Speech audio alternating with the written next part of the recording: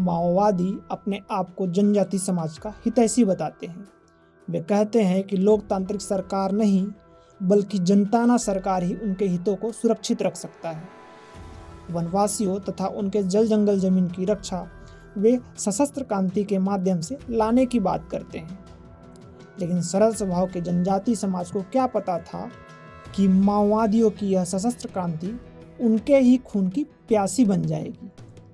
माओवादियों के द्वारा लगाए गए आईईडी बम से उनके जल जंगल जमीन के अधिकार के नाम पर उनके जीने के अधिकार को ही समाप्त कर दिया जाएगा। इन भोले भाले जनजातियों को जन अदालत के नाम पर मार दिया जाएगा। उन्होंने सोचा भी नहीं था कि ये माओवादी जो जल जंगल जमीन की रक्षा की बात करते हैं वे उन्हें उन्हीं के गांव से बेदखल कर देंगे। नमस्कार, द नैरेटिव के इस ग्राउंड जीरो सीरीज में आप सभी का स्वागत है। आपको पता ही है कि इस ग्राउंड जीरो सीरीज में हम माओवादियों से जुड़ी घटनाओं की जानकारी देते हैं, जिसमें माओवादियों के ऊपर हुई कार्रवाइयाँ हों या माओवादियों द्वारा किए गए कुकृत्य, इन सभी विषयों को समाज के बीच लाने का प्रयास रहता है। लेकिन आज का यह एपिसोड माओवादियों के दूषित दोहरे चरित्र और आम ग्रामीणों के ऊपर किए गए अत्याचार को सामने लाकर रख देगा।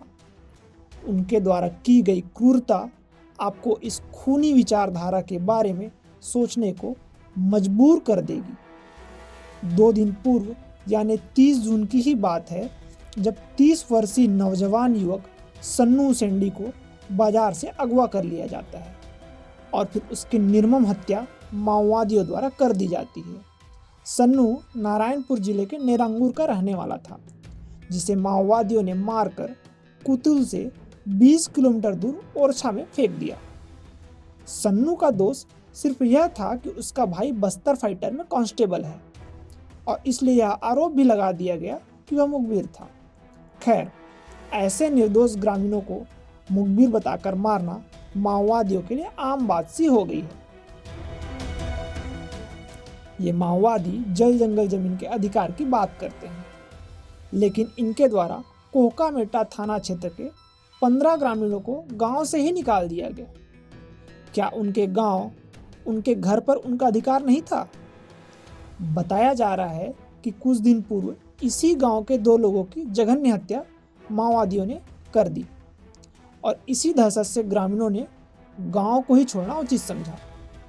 ये माओवादी किस नैतिकता से कहते हैं कि वे जनजाति समाज के रक्षक हैं, जो उन्हें उन्हीं के गांव, उन्हीं के घर से भगा दे रहे हैं। माओवादियों के अत्याचार का अंदाजा इसी बात से लगाया जाता है कि नारायणपुर में एक ऐसी बस्ती है जो माओवादियों द्वारा गांव से भगाए गए लोगों के द्वारा बसाया गया है। जनजाति समाज की रक्षा की बात करने वाले ये माओवादी कितने निर्मम और कितने निर्लज हैं, यह तभी समझ में आ जाता है जब तेंदुपत्ता से मिलने वाले पैसे में भी कमीशन ले ली जाती है, जिसे लेवी वसूली कहा जाता है, और मृत्यु के डर से लेवी देना ग्रामीणों की मजबूरी बन जाती है। ग्रामीणों की स्वतंत्रता की बात करने वाले इन माओवादियों से किसी व्यापार, व्यवसाय या बाहर जाकर नौकरी करने के पहले अनुमति लेनी पड़ती है। तब इन्हें स्वतंत्रता की बात ध्यान में नहीं आती। जब जंगल में है मुठभेड़ में माओवादी मारा जाता है, तब यह कह दिया जाता है कि वह आम ग्रामीण था और वे अब स्वतंत्र होकर जंगल में भी नहीं घूम सकते। खैर, निर्दोष ग्रामीणों पर बड़े अत्याचारों का कारण मैं आपको बताता हूँ। दरअसल सुरक्षा बलों की लगातार कार्यवाहियों से माओवादी अपने आधार क्षेत्र में ही समाप्ति की कगार पर आ चुके हैं और माओवादी इसकी खींच आम ग्रामीणों की जघन्य हत्या कर उन्हें प्रताड़ित कर निकाल रहे हैं। बीते माह सुरक्षा बलों ने बड़ी कार्यवाही करते हुए अबूझमाड़ के एनकाउंटर में 8 नक्सलियों को मार गिराया था, जिन पर 48 लाख रुपए का इनाम रखा गया था। नारायणपुर, कांकेर, दंतेवाड़ा और कोंडा गांव के सुरक्षा कर्मियों की संयुक्त टीम ने यह एंटी नक्सल ऑपरेशन चलाया था। 12 जून को शुरू हुई यह मुठभेड़ रुक रुक कर चलती रही, जो 15 जून की सुबह खत्म हुई।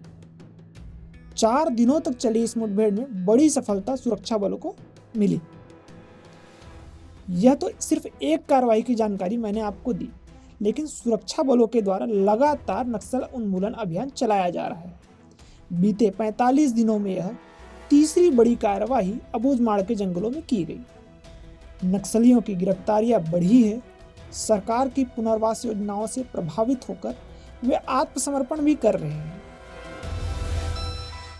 हाल ही में सुरक्षा बलों ने माओवादियों के नकली नोटों का एक बड़ा जखीरा भी जब्त किया।